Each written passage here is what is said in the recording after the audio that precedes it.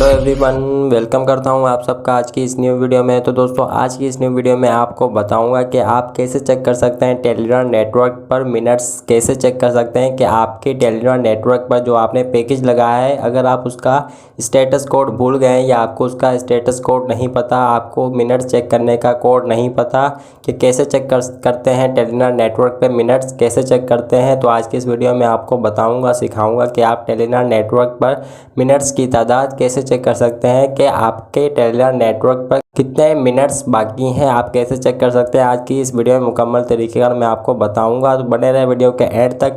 लेकिन उससे पहले अगर आप मेरे चैनल पर नए हैं तो चैनल को सब्सक्राइब कर लें और साथ में बेल नोटिफिकेशन को ऑन करके चैनल का हिस्सा बने ताकि आपको फ्यूचर में आने वाली तमाम वीडियोस की अपडेट मिल सके। जब भी इस चैनल पे ऐसी या कोई टेक्नोलॉजी के हवाले से, टेक के हवाले से कोई वीडियो अपलोड हो, आप उसको देख के फ़ायदा उठा सकें, इन्फॉर्मेशन हासिल कर सकें। तो चलिए वीडियो की तरफ बढ़ते हैं।